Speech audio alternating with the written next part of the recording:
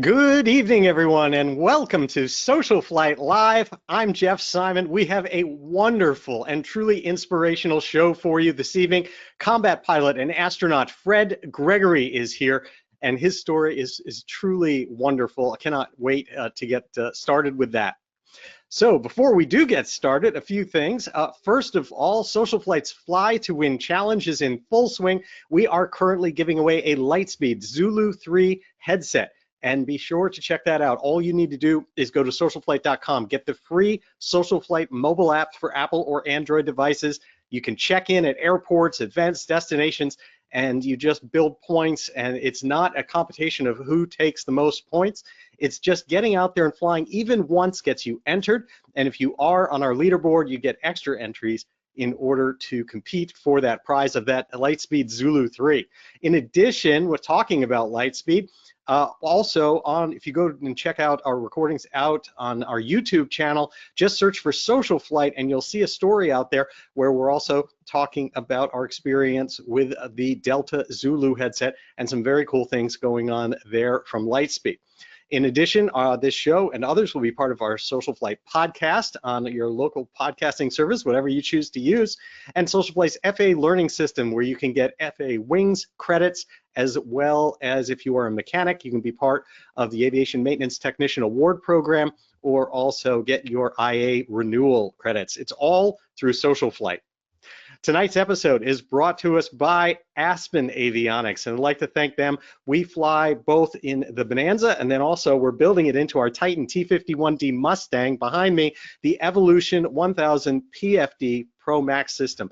It's absolutely fantastic. We also have a little teaser out there on our YouTube channel where we are putting an MFD Max in the Bonanza. Makes a huge difference, and it's just wonderful. Get a chance to check all of that out. Now for tonight's guest. Colonel Fred Gregory's story is truly unparalleled. From childhood beginnings in a largely segregated America, his career broke barriers and excelled in academics, the military, aviation, and space exploration.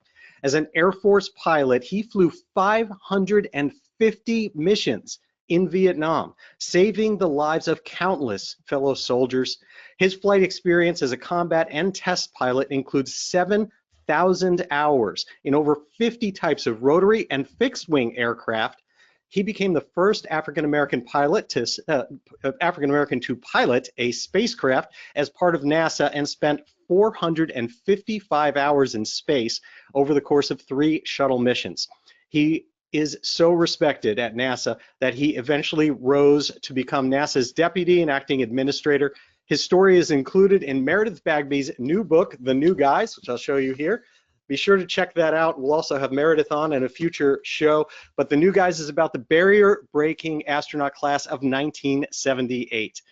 In 2021, the Air Force Academy named a building Gregory Hall in recognition of his distinguished career, and his honors, medals, and awards are so numerous that listing them here would take away precious time from tonight's program. And so suffice to say that Colonel Gregory is truly an American living legend. I am honored to have him here with us tonight. I'm going to bring him on the line with us now. Please welcome to SocialFlight Live, Colonel Fred Gregory. How are you, sir? Jeff, how are you? Great to be here. Thank you so much for taking time out of your evening to join us here. I am just thrilled to get started, and let me start at the beginning. Your story is absolutely fascinating to me, not just what's in the book, The New Guys, but so much more that I learned from diving into it and talking with you in preparation for this show. Tell me a little bit about how your love of flying got started, because it's much more about than being an astronaut, if that even is something to say. It's all about aviation. You know, I think it's when you look back, you try to figure out why it is that you wanted to go fly. When I was a youngster, really young, about 5 or 6 years old, my dad had a bunch of friends, and they would come to our house in Washington, D.C. I'd sit on the floor and listen to them talk, and I learned at that very early age, pilots talk with their hands, and you really don't have to say an awful lot, but you know exactly what is being said, you know. And so I listened to them. I realized they were not airline pilots. These were combat pilots. And I became very enthusiastic about flying at a very early age. My dad's really interest, I think he had a lot of interest in airplanes, but he also liked fast cars. And when one year, I think 1955 or so, Curtis LeMay had sports car racing at many Air Force bases. It was just one year. And my dad took me to the sports car racing at Andrews. And that's when I discovered the greatest sound in the world was a Ferrari as it downshifted into a turn. But in those days, you could wander around the base, and across the taxiway, there was a ramp, and there were airplanes on the ramp, military airplanes.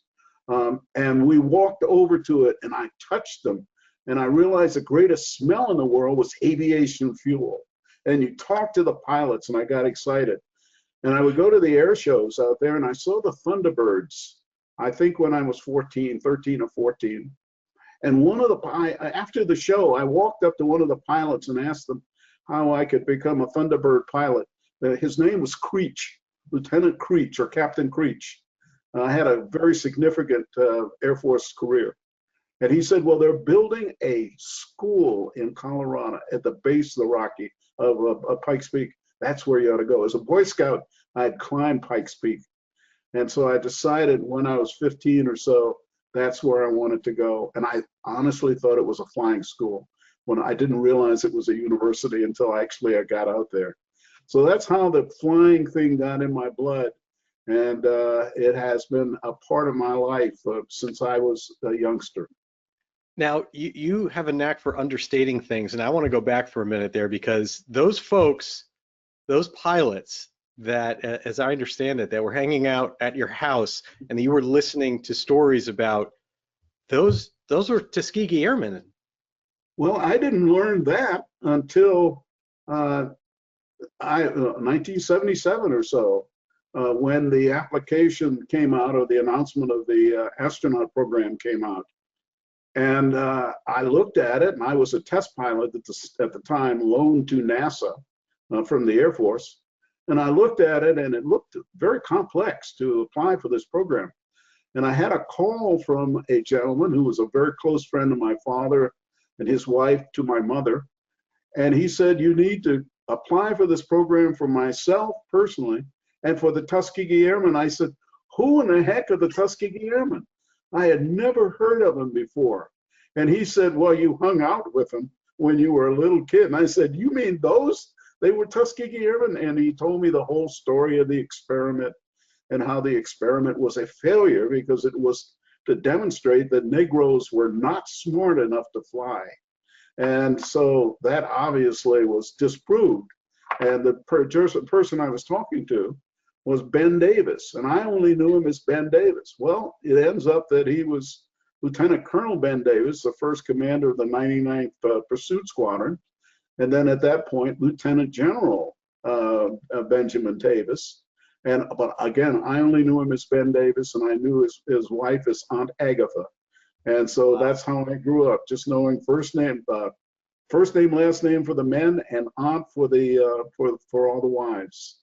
Wow.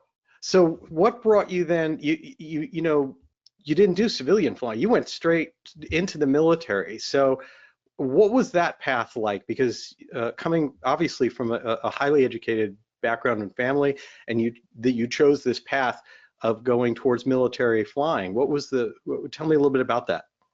You know, that's interesting. You know, I said that my dad was not a flyer. He was an electrical engineer. He went to Case Institute, which is now part of Case Western Reserve in Cleveland, but he got his master's at MIT. And because of segregation at that time, was not able to get a job in either the government or in the commercial world. And so he became a teacher of electricity in vocational high schools in DC, eventually becoming associate superintendent of schools in DC. And so his career changed. But the thing about my dad was he never told me no. And if I ever came in with an idea, he would support it.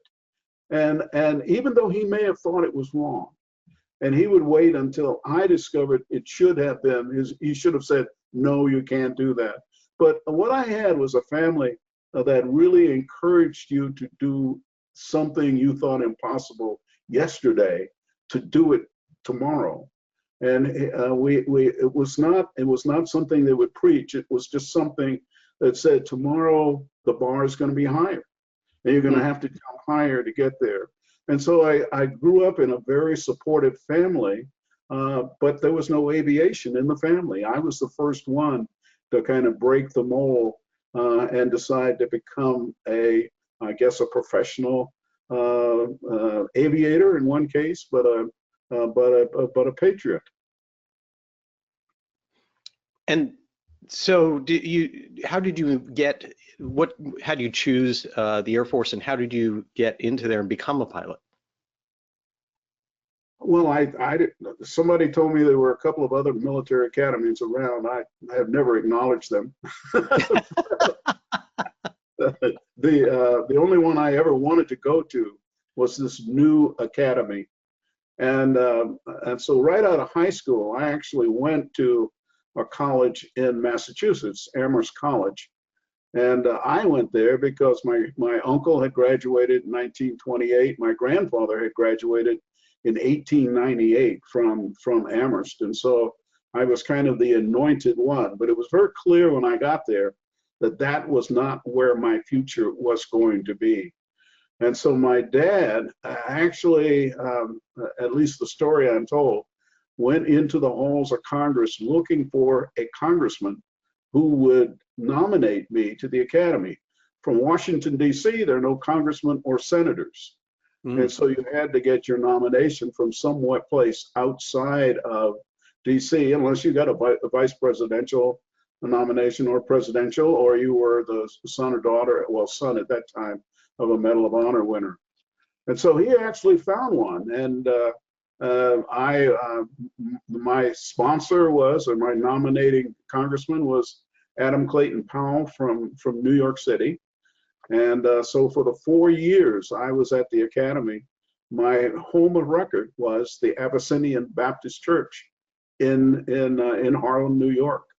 And I have all the records to show that. And it says, well, and there's also one in DC, but my primary one was in New York because I was sponsored by a congressman from New York. And they let you choose the church as your home. Yeah, the church is my home. And many, many years later, I actually was able to do, well, not a sermon, but give a talk from the pulpit there at the church. And it was probably one of the greatest thrills that I've ever had to do that. Wow. Now, what was it like at the academy? Because did you, again, I opened by explaining that when you look at that time frame and through some of the things you were just explaining, obviously, the United States was fairly segregated society at the time, and so this was already kind of breaking barriers to go down this path. What was it like both before that and going into the military? The military was way ahead of the civilian world because the military integrated in 1947, and because there was very little history written about, essentially no history written about our participation earlier. When I did things, I thought I was the first to do that.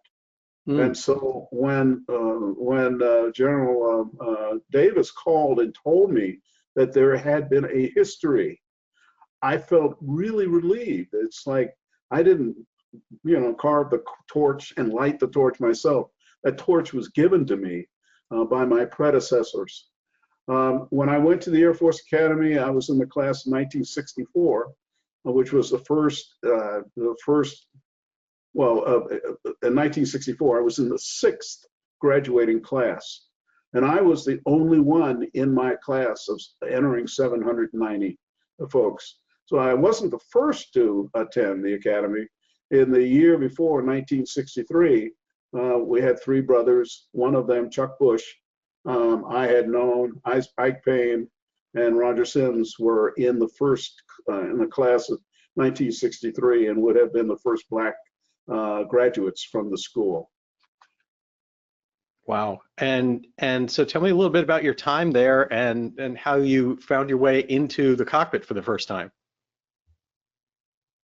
I look back at my experience, my years at the academy, and I say that that was the pinnacle. That was the beginning of a life that I have loved since the moment I checked in. My classmates are my closest friends. We have been friends since the summer of 1960. I think I know every one of them at this point, and we could still continue to meet. Now, there was no flying at all at the Air Force Academy when I got there. They have a flying program there now that my grandkids went through, but it was purely academic. And it was interesting. I thought it was an engineering and, STEM, we call STEM now, a university, but I've many times realized that about 60% of everything I learned there was STEM. 40% of it, however, might be considered liberal arts. And so we had economics, we had political science, we had law, history, English, and those things, I think, coupled with the base of science, the STEM, really prepared me for the rest of my career, because I was a very good engineer, but I had to be able to talk to lawyers. I had to be able to understand finances, the economics, the world that I moved into, and diplomacy, the political science and history really helped me. And so when I graduated, I did not graduate anywhere near the big top of the class at all. In fact, I was in the upper 3/4 of my class. And I say that with, well, I'm very proud of the fact. But I think that the 4 years I spent there really prepared me for the rest of my life, for the rest of my career. Now, at that time, we were just entering Vietnam. And all of us were pilot qualified at that time, just to be admitted into the academy. And so during the 4 years, some lost that qualification. But I would say that 85 to 90% of us were still pilot qualified. Everybody wanted to fly fighters, Phantoms, 105, Studs, 100s. And I, early in my career, decided I'm not going to do what everybody else does. And so I decided to go to helicopter school. And so myself and about 6 or 7, maybe 10 classmates all decided to go to helicopters. 400 of my classmates wanted to go to fighters. And so we got a whole lot of harassment, whoop, whoop, whoop, like this. And that's true because we did fly slower than they did. But in Vietnam, I actually rescued one of my classmates. And so suddenly flying in helicopters wasn't, a downgrade at all. They began thinking, maybe this is a good, in fact, 1 or 2 of my classmates actually transitioned to helicopters after that. So I began my career in helicopters, and it was probably the best decision I had ever made. Wow, that's and let me go to that thing that you just said. Did you know at the time you were rescuing one of your classmates? No, you didn't know who it was.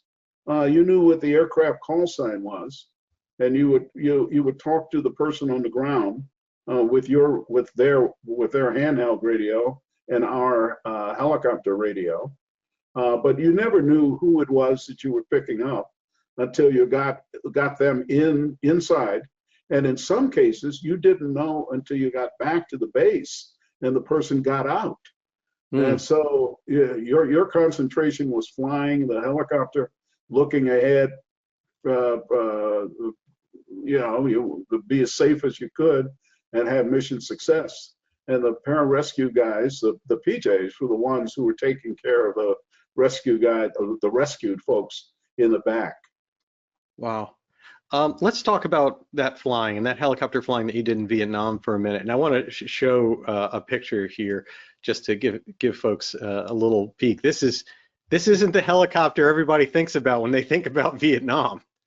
And yet this is a helicopter you were intimately familiar with. Tell us about the HH-43 Pedro? Oh, this was built by Command in Connecticut. It did not have a tail rotor, which is obvious. It had synchronized blades, and so they were like a mix master. They would, it was like synchronized guns through the prop. It had two roles. One, and the picture you just showed, it showed a hoist on the side of it. And so we had a search and rescue mission where we would be directed toward a downed airman or whatever, and we would pull those guys out, and we could lower this thing through the canopy, the tree canopies, and then rescue them. The second thing we did was it was also a fire suppression helicopter, and so there was a fire suppression kit. And if there was an aircraft arriving at a base that had lost power, utility power, or it crashed, we were able to suppress the flames so that our firemen could go in and pull the pilot and co-pilot, if there was such a person, out of the aircraft and save them. And I actually did that once with an F4 that had lost utility hydraulics, went off the end of the runway, across the perimeter road into a kind of a wild area that caught on fire, and we went in and suppressed the flames. The force of the wind with this H-43 was highly directional, so you could blow flames away. We pulled the pilot and co-pilot out, saved them, and it was after the fact they said, "Did you know you were in the middle of a minefield?" Well, no, I didn't at the time. I don't think it would have stopped us from going in. But we also used the hoist quite a lot, and many of my rescues were by using the hoist to pull downed airmen out from under long, tall trees out in hostile territory. That's which, amazing. by the way, was everywhere off the base. So you suppressed the fire through, was it through other things that it released, or was it mainly through the downwash? We had this fire suppression kit that we carried firemen on those particular missions. We would put the kit down on the ground, then back away, land. The firemen would get out, would uncoil the hose, and then they would walk toward the airplane, and when they released the nozzle, a foam came out. There's a lot of discussion about that foam now as far as causing, future problems. But this suppressed the fire and suppressed the flames. But we could also blow flames away by using the rotor wash from the helicopter. So we used both this fire suppression kit and the wind generated by the blades to move the flame away so that we could get to the pilot and co-pilot in the cockpit. Wow. So now we've got to put this in perspective. 550 combat missions is mind-boggling. Tell me a little bit about some of the most memorable ones, or what it is, what it's like to live for that, doing that incredible amount of work, and the amount of stress that takes for 550 missions. Well, that's what we were sent over to do, is so that others may live, and that's that was in our heart when we went there. It didn't matter what resources we lost as long as we saved. We were on alert, and I had earlier described two missions that we had. One was this fire suppression, which would generally be in and around the base. The search and rescue could be 100 miles or so from the base, and you, instead of having firemen on board, you would have pararescue guys, PJs, on board. And so each of the missions was exciting. It would be difficult to identify one as more than the other, but I remember one we went to, we had an O1 that went down, and it was south of the base at Da Nang, about 50 kilometers or so. And we were in a hover, and there were A-1s flying and suppressing the bad guys all around us. It looked like World War III out there. And I'm in a hover, stable hover, and we had the hoist down. And I looked down at my knees, and my knees were doing like this, and they were hysterical. And I hit the pilot, the co-pilot, and he says, "Watch that." And we're sitting there laughing at my knees as we're A-1s are flying and we're hoisting people. And so I think it was more the excitement of the save, and it didn't much matter where it was or what we were doing, but that was the excitement of being a rescue pilot there in Vietnam. I had read once and somewhere that one of your rescue missions, you weren't even able to put the helicopter all the way down. You were on like the edge of something. Yeah. We well, that was several How you occasions. laugh at that? Well, we went in a Marine squad call, and they were trapped and they were suffering heat exhaustion. And I don't know why a Marine helicopter or an Army helicopter didn't go in to pick them up, but we were the anointed ones to go in. And they were right at the edge of a ravine. And there was no room between, there was nothing in front of me. And so all I could do, as I remember, was just put the right front gear and the right rear gear on the dirt. The left side was a ravine. And I think there were 8 or 9 members of that squad. And so I had 2 PJs. We had 8 Marines and then a pilot and a co-pilot. They got in with full gear, and they had stuff hanging out on the hoist. And we took them to a medical facility there at Da Nang. And when they began crawling out of the back of the helicopter, it looked like going to a circus and seeing the clowns come out of this little tiny car. And in fact, the medics came out, and they were in awe watching the number of Marines coming out. But that was just another one of the great times we had, was the success was getting these folks back into care if necessary, but saving them. Wow. I mean, you read about the risks of being a helicopter pilot in Vietnam, and that was pretty much the most dangerous job with your susceptibility to ground fire. What do you attribute? Yeah, it could be, but some of my friends who flew up in the Vietnam, up in the North Vietnam, they had a heck of a time. And I had 14 classmates, 14 or 15 that became POWs. And they weren't released, I believe, until, oh goodness, I can't remember when it was, 1973 maybe. Oof. When we brought them all home. No, those are the guys that really sacrificed. God bless them. Wow. So tell me about coming home from Vietnam and transitioning to a different type of flying. Well, I came home. I was flying the H-43, obviously, in Vietnam. When I came back, I came to Whiteman Air Force Base in Nam Nasta, Missouri. And this is before the B-2s were there. And we had Minutemen missiles surrounding that base. And they needed to move crews, the launch crews, the cooks, security forces from the base to these remote sites. And so I was flying a Huey at that point. It was an UH-1F. F model, had a GE engine in. All the other Hueys had Lycomings, but the GE engine was the one that we used with our H-3s, the Jolly Greens. And so the Air Force bought a lot of these GE engines, and then Bell converted those engines to be the primary power plant for these Hueys.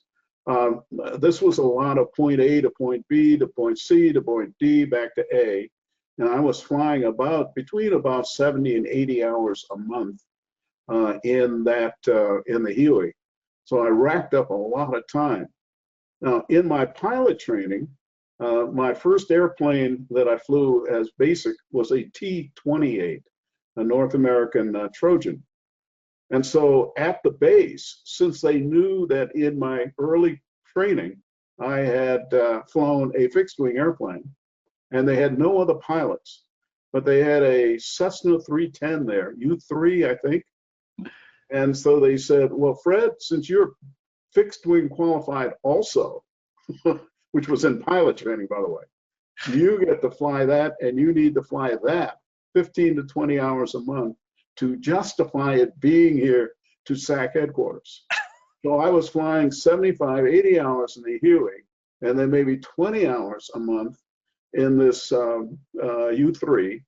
And one month I actually logged 120 hours flying.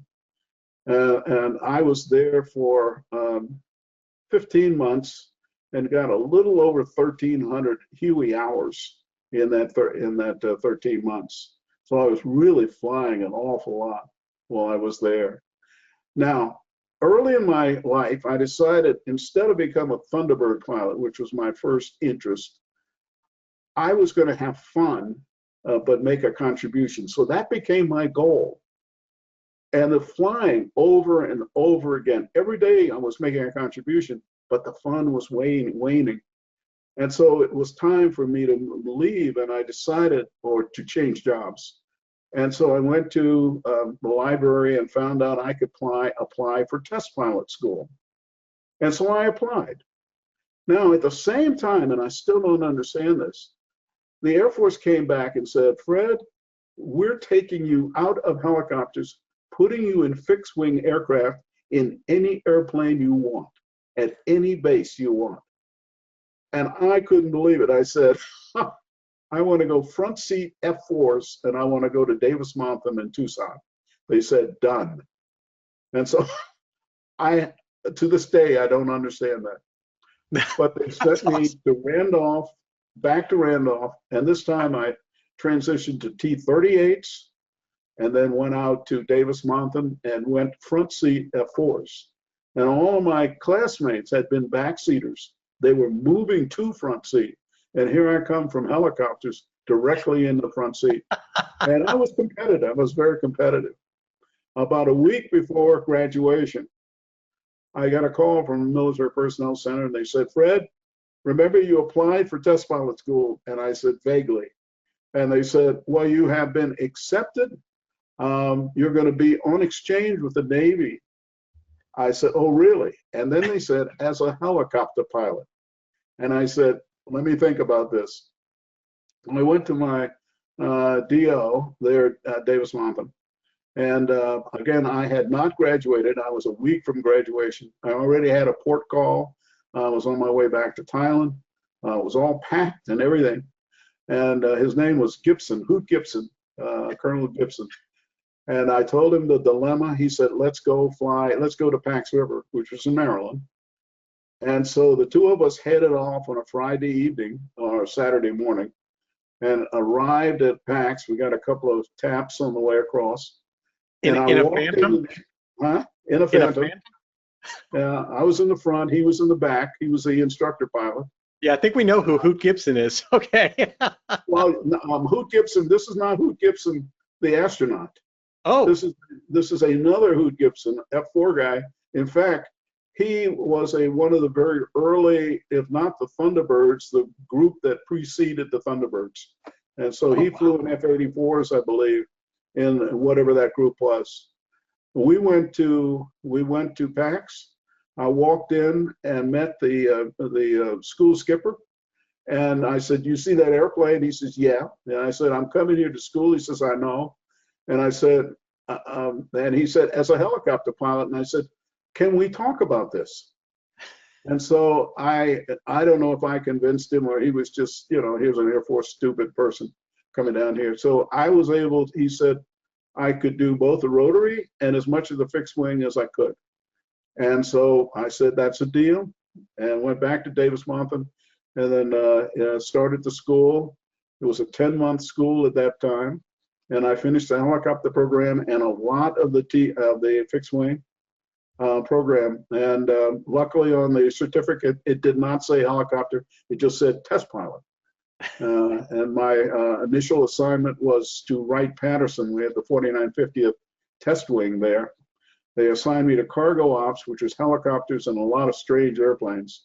None of them you would ever want to fly. And there was a fighter ops there, and I went over and negotiated with the fighter leader and said, "Can I come fly F4s here?" And he said, "Well, if you can get out of cargo ops." And so I was able to get myself, well, what ended up happening was my maintained currency became maintained currency in the F4, the F100, T-37, the H-3, and the Huey. I was chief flight examiner in the Huey, the F4, and the T-37, and Stanival in the H-3. And you could only be qualified in 2 aircraft. In the Air Force, you could only be qualified in 2 airplanes. And so I think they called on like Wednesday or Thursday, the week before, they called Systems Command Headquarters and say, "Next week, Captain Gregory will be qualified in these 2 airplanes."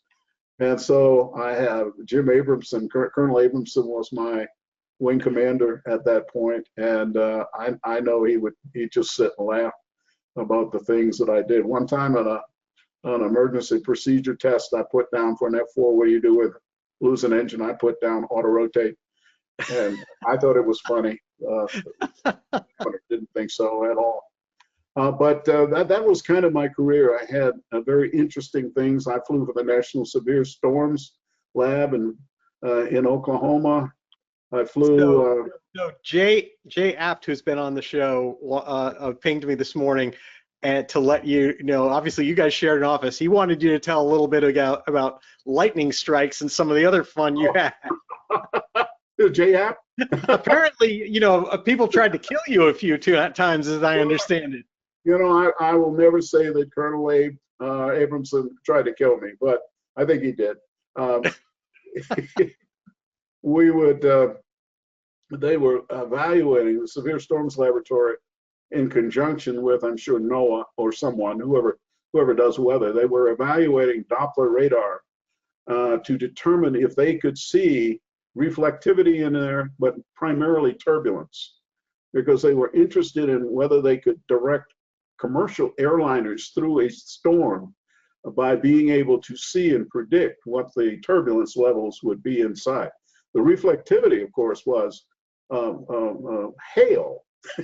So I remember when we went down there, they said, "We can guarantee that we can keep you out of hail less than 3/4 of an inch. No, greater than 3/4 of an inch." I said, "Well, 3/4 of an inch is harmful." He said, "Well, yeah, that's why we can protect you for stuff that's even worse than that."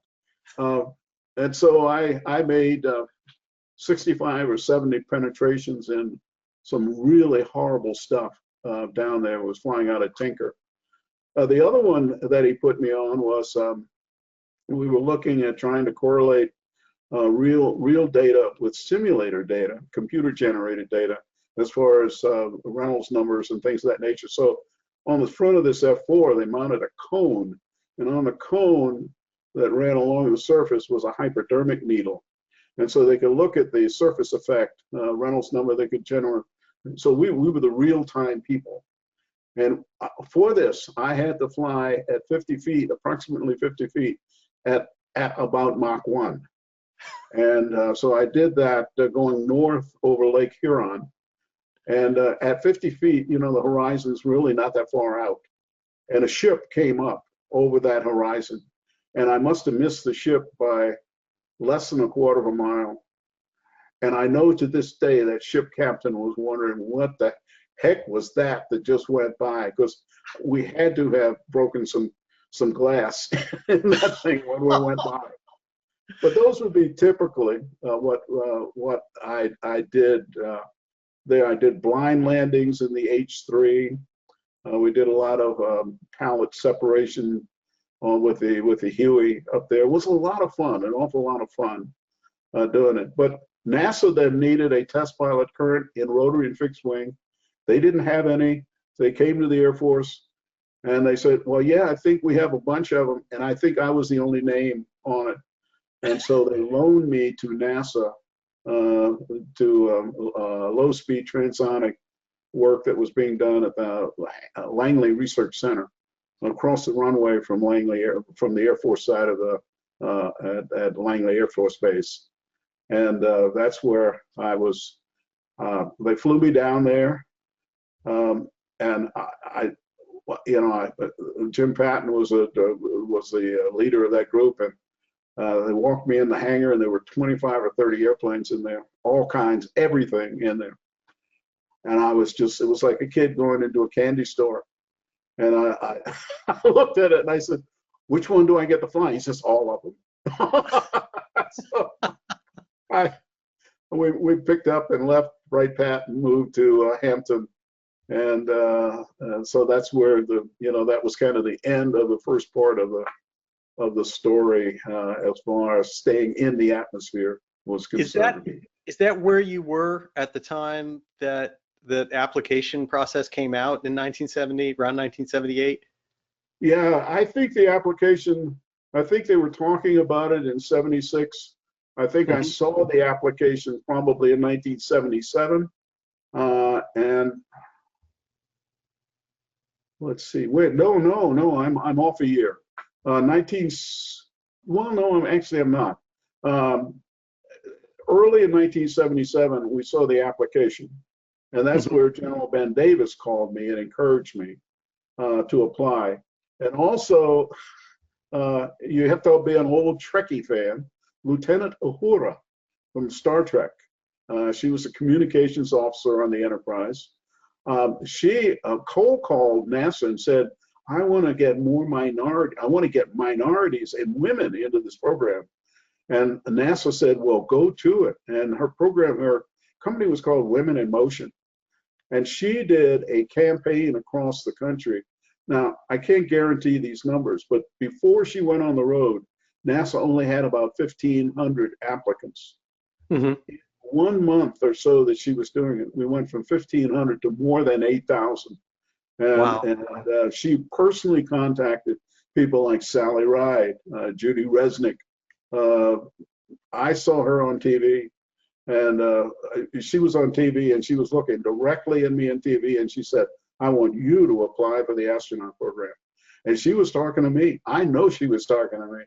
And so with Ben Davis's encouragement and Lieutenant Uhura challenging, I filled out the application. I realized that since I had not gone to Edwards Test Pilot School, and had never been to Edwards actually, and I knew that's where all of the selections for Air Force applicants to NASA. I sent in a military application knowing that it didn't have a chance, especially with the helicopter beginning. But I also sent a application as a civilian directly to NASA. And on the last day, on the 30th of June, 1977, and I heard nothing at all until about August, when General Tom Stanford called me. And he essentially said, who the hell are you? He said, John Young, who was chief of the office, called me and said, who is this Air Force officer applying directly as a civilian? And so Tom called me and said, I just need to know who you are. I've never heard of you, which is exactly what I expected him to say. So I told him who I was, what I'd done. He says, okay, and he hung up. And I heard nothing else until November when they invited me down for an interview, and it could have been very close to the last of the interviews. I was at the Armed Forces Staff College at the time, and I was again within about a week of graduating, and I got a little buck slip in my mailbox that said, call George Abbey. And I called him, and he said, this is the way, and they still do it. Are you still interested in this job down here? And that's the way he asked the question. And I'm dumbfounded. And I said, of course I am. He says, well, you've been selected, and you've got to keep this a secret until noon. And this was about 7:30. And thank goodness he didn't swear me to that, because I kept the secret about 5 minutes. And so I was on the outside of the the Air Force grapevine, and it wasn't until later I learned that to hear nothing was positive, and if you heard something, it meant that you had been eliminated from the program. And so it was really quite a shock to me to have been selected. 15 pilots and 20 mission specialists. I didn't know honestly until I got to Johnson in June of that year that I was still in the Air Force. I thought that he'd pick me up as a civilian, but what happened was that the Air Force decided to keep me and count me as one of their applicants. So that's how I got into the program. A feather in their cap, and I want to again mention, because it's all that there's quite a story here in the book by Meredith Bagby of the new guys about that. NASA had, quite frankly, a terrible history when it came to women and minorities up until that 1978 class and that whole push with Uhura. And one of the things that's so fascinating to me is just what you mentioned. That's the thing that everyone mentions in that was part of the 78 class. What was it that hooked you? And they're like, seeing the ad with Lieutenant Uhura from Star Trek. I later met her and we became very close friends. And she was such a personable, not just a great actress, but very personal. And we talked about her son a lot, and she was just a pleasure to be around. And again, it was years later. That's when I read that. That's when I information began to flow into my mind about how she had just walked into NASA and said, "Look, I don't see any of my people here." And obviously, she was talking about both color and gender, and that's what she did. I think her success as noteworthy, in fact, chapter or maybe book worthy. What she did, I will always be very appreciative of her energy that she spent. Wow.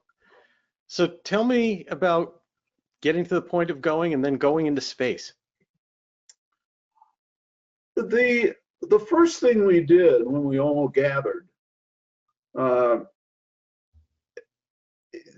it wasn't about the space shuttle at all. It was NASA was loaded with acronyms, and even NASA is an acronym.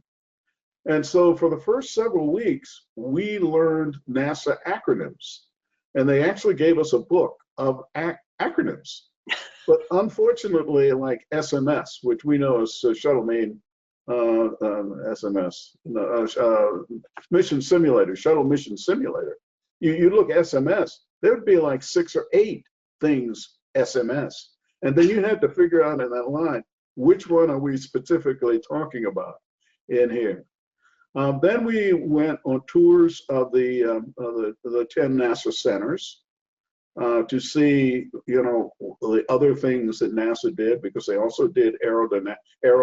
They had science, and obviously they had all of the administrative support and logistic support to maintain these centers. And it was eye-opening to me, because I really didn't know much about NASA other than the aero part that I worked on at Langley. And I was really fascinated by how much they really did and how passionate and dedicated the folks who were working on these programs. And then we took meteorology, and we took geology, and we took all of these kind of prep courses that were probably more applicable if you were going to go to the moon. But we still got them, so it became part of our knowledge base. And then we began the study of the space shuttle. First of all, the overall program, what its intent was. And at that time, it was going to fly about 75 missions a year. And so we were all optimistic that we were going to be flying several times a year. Obviously, that changed. But then we began individual systems, like the hydraulic system or the auxiliary power unit system or the reaction control system. And then we would begin talking about integrating the two, the many different systems on board. And then we pretty much understood that this was not a single system aircraft. This was a system of systems. And so we learned that. We learned about the computers and basically how old they were, the technology was, because they had to be hardened so that they would not be upset by gamma from the sun. And so they were archaic, essentially. Yeah. And they had very few lines of code that you could modify. And so if you wanted to, like lower the landing gear, you might have to take out one of the shuttle main engines. I mean, it was really funny. This is an exaggeration, but that's kind of the way it was. For every line of code that you wanted to add, you had to take out something. And so once you learned that, then you went into these simulators that you'd have to, troubleshoot failures that your training person had integrated into that particular session. And then you were assigned to a crew. And then you began to realize how important the crew, the team was for the successful mission.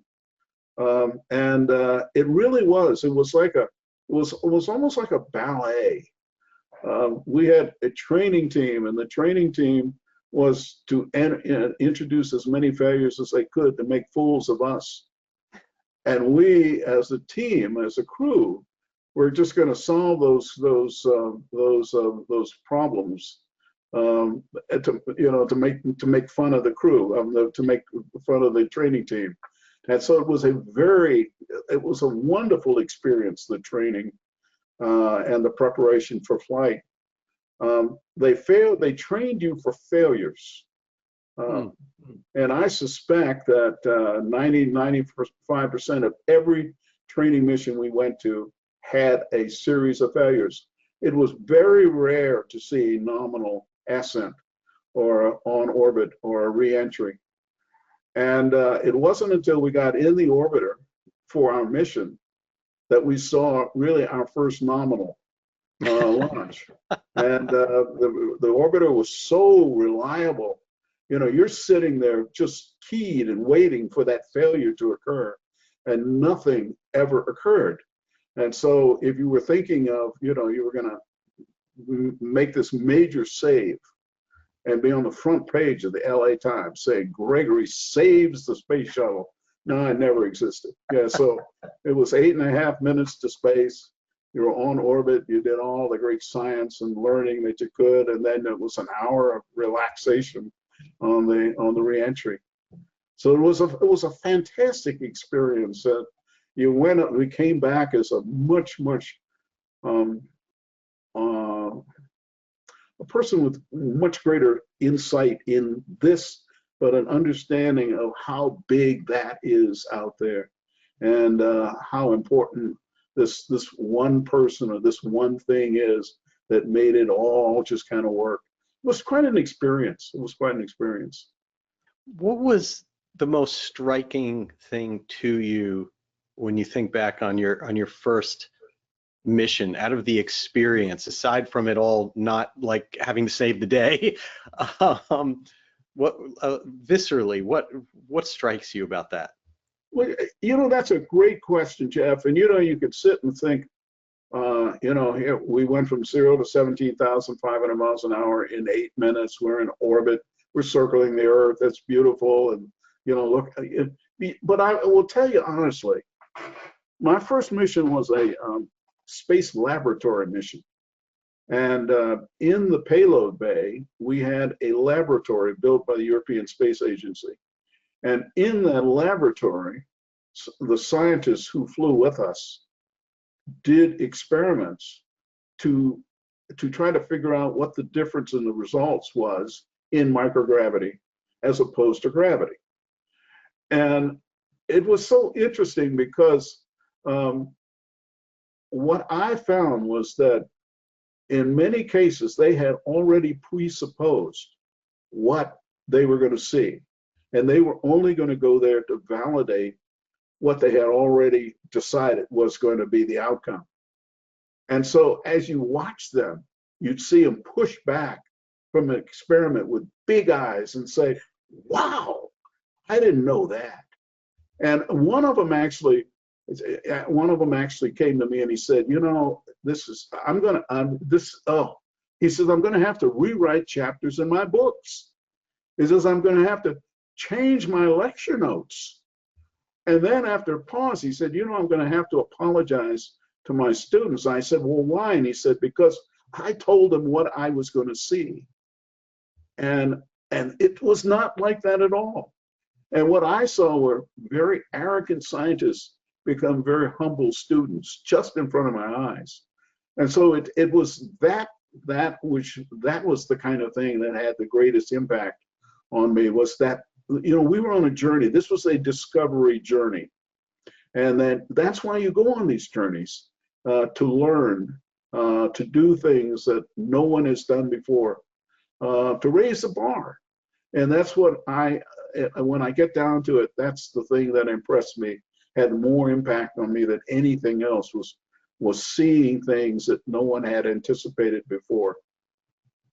Isn't that wonderful? It is so easy for people in so many facets of life to simply look for proof of what they believe, or proof of what they already think is going to happen. And you're talking about true discovery and having your mind opened, that's a way you can live. I think it is. It kind of comes, you know, you kind of come back and say, well, wait a minute, maybe this is not an individual thing. And so I began talking not about, going and ending at this point. I began talking about a journey that we're on, and that there are a lot of adventures in that journey. But this journey has no destination, has no end, and everything you do enables you to do something more. And that's what I am. That's the great thing about programs that like NASA does, like Elon Musk, like Jeff Bezos, and folks like that. They don't see this as a launch and that's the end. They see it as a method of learning and discovering and having adventures, and with no end in sight out there. And it's just fascinating, fascinating to me. One of the other lessons, I think, of the story for both NASA and what you experienced is also about understanding how to overcome things and what to do about setbacks. You were Capcom for Challenger. Tell me about that day, but then also about what it meant as an organization, as an individuals, to move forward from that. If you could start out by saying that all of us in the program had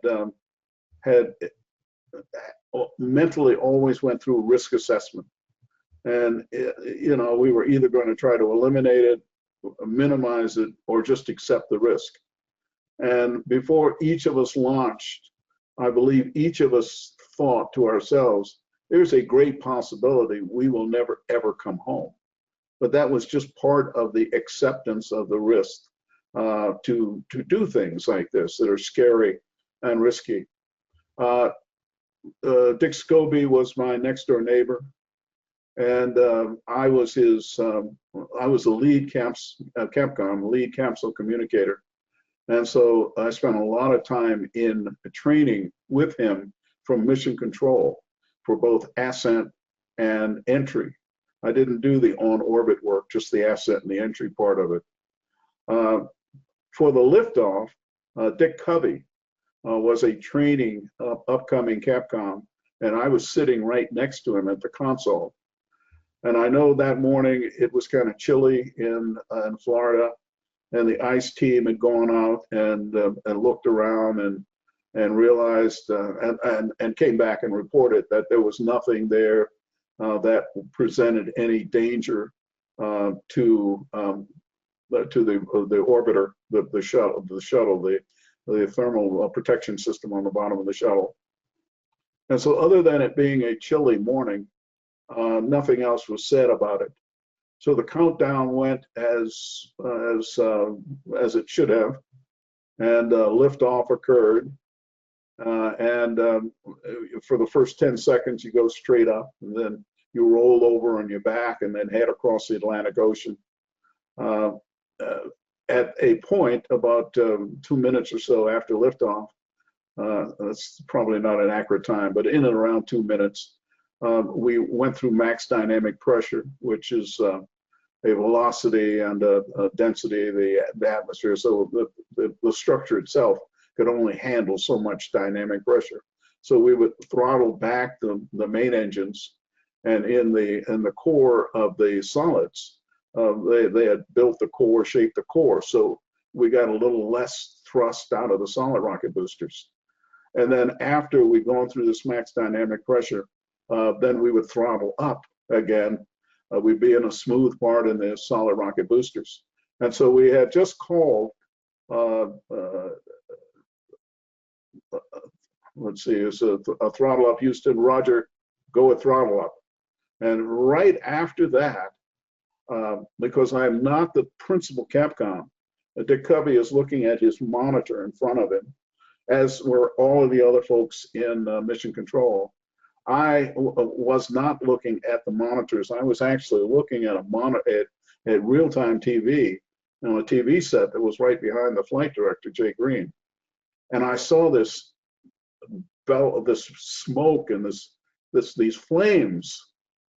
And I thought, my God, they've certainly improved the resolution, because I at first thought it was the solid rocket booster separation. These were the ballistic motors going on. And then I said, there's no way possible for that to have occurred right here. So it was well before 2 minutes. And I was about ready to pick up the mic and say Godspeed Challenger, but I didn't, and I regret that. But I'm looking at real time. The monitors were still showing data because it was buffered data and was delayed 3 to 5 seconds or so. So everybody's still looking at their console. And I'm confused because I'm looking at this and I'm looking at that. And then suddenly all the data went blank or dash lines or zeros. But right behind me was the communications officer up there who was broadcasting to the public what was going on. And he was reading from a script. And so now the data's blank, the TV is still showing this, but this guy is still reading the script. And now everybody's confused as to what happened. And then I think he realized that something was wrong and he just went blank. And we're all just kind of in shock. We had no idea what had happened. But now we're looking at the big screen and we're seeing stuff fall. We see the solid rocket boosters heading off someplace. And it was just a horrible day. Jay Green said, lock the doors. And so we sat and evaluated the data that we had for the next 4 or 5 hours, trying to determine whether there was something that we could have done to save the mission. And obviously there was nothing, because there was no instrumentation on the solid rocket boosters at all. And we would never have known about this gas path, because we didn't see the black smoke at that time. All we saw was the system just come apart. Mm-hmm. And so it was really a bad day. It was really a bad day. And you know, our hope when we left was let's solve this issue, because this program is so important to us that we can't delay. We've got to continue flying. And so it took a lot of adult supervision to convince us that no, we actually have to find the root cause. And I'm glad we did, because it was an early design issue that caused the problem, not the cold weather, because I had flown in March, the previous March, and I had the same issue with a solid rocket booster. And I know that day it was 85 degrees. Yeah. And so it wasn't the cold weather. that caused the issue. It was the design of the joint itself. And so that was corrected. And also a heater was placed around that joint. And so from that point on, we continued flying until Columbia. And you, not only from an astronaut perspective, but also from a support perspective, and then from an administrative perspective, led the agency through all those difficult times and helped lead the agency through those difficult times. What's the lesson from that you think about? Well, I think that, and Gene Kranz has been given credit for this statement, but he swears he never said it. Failure is not an option. Failure is certainly an option. And we learn our lessons from failures. We don't so much from successes, but from failures we do. We have a tendency, or had a tendency, to redefine what normal is. And so if we flew and something was abnormal, but we saw that abnormal one time, then another time, then another time, then we then define that abnormal as normal. And so you would have a problem. And if we successfully completed the mission, we kind of accepted anomalies as okay. And I hope that what we really learned was that we have rationale for normalcy. And if we change the normal, or we see something that is not considered normal, then we have to go back to the rationale and say, well, why did we establish this in the first place? And so after the Columbia accident, then every flight rule, every direction, everything we wrote, we had rationale that justified why that was there. And if somebody wanted to come in and change this normal, they would have to argue the rationale also. Yeah. And so I think the agency really grew as these systems became more complex and more routine. And I think that you will see that now. We still have anomalies, but they're not major anomalies. And what we've learned, Elon Musk, Jeff Bezos, have been able to capture all of our history of losses and anomalies and make systems that, without the bureaucratic or the legacy of the government, are able to make these things that show me a very bright future. This Starship that Elon's going to launch, if not maybe next week, if you can get FAA approval, he talks about it in support of the moon, working from the gateway to the moon. But I know what he really wants to do. He wants to take that vehicle and go to Mars with it. I like that. I really like things like that. And so that's raising the bar as far as I'm concerned. And he would not be satisfied with just being on Mars. There's a lot of stuff out there. So I think that's one of the reasons why I really enjoy NASA, or being associated with people who are looking to the future and whose daddy never told them no. And I think that's what we get in our programs. Isn't that wonderful? And that is truly a good summation of your life story, because never having been told no and pushing through all of that really is truly inspirational. And I want to thank you for all of your contributions to our country, to history, and to being here on this program and sharing it. Well, I thank you, Jeff. I sure appreciate it. I'm glad they showed that book of the new guys, because it'll really tell the story of individuals, and each one would be a little different, but all of us had this really desire to raise the bar. Yes, and we will have Meredith Bagby on in the future. She is coming on to talk about the entire story a little bit more, but again, I'm so grateful for your time and hearing your personal story. because it's far more in depth and there's so much more to it. And I hope in the future you'll join us again and talk more detail about some of the things like your thoughts about education and your thoughts about technology moving forward, because I know that inspires where you are now and where you are moving forward. And I think that in itself would be a wonderful discussion. Sounds good. That's a date. All right, Fred, thank you so much for joining us. I am absolutely grateful, and I hope you have a wonderful evening. Thank you, sir. Goodbye. Goodbye. Goodbye. And to all of you, thank you so much for taking time out of your evening to join us here on SocialFlight Live. We are back next week on Tuesday, April 18th with Brian Schiff. We are going to talk about his experience flying on 9/11, as well as airline emergencies and so many things. He has stories that are truly edge of your seat, and I can't wait to have him here on the show. So that's Brian Schiff next Tuesday, the 18th at 8 p.m. Eastern. On Tuesday, April 25th, Lynn Ripplemeyer, the first female 747 pilot, will be here on the show. She has one book already out there and another book on the way. It's going to be wonderful, and I look forward to having Lynn here on the show as well. And then on Tuesday, May 2nd, NOAA is here with their hurricane hunters, the P3 Orion pilots, talking about what it's like to penetrate a hurricane and all of the work that they do, putting their lives in the middle of all of this in order to support research and help save lives on the ground with weather. Until next time, I'm Jeff Simon for SocialFlight. Blue skies.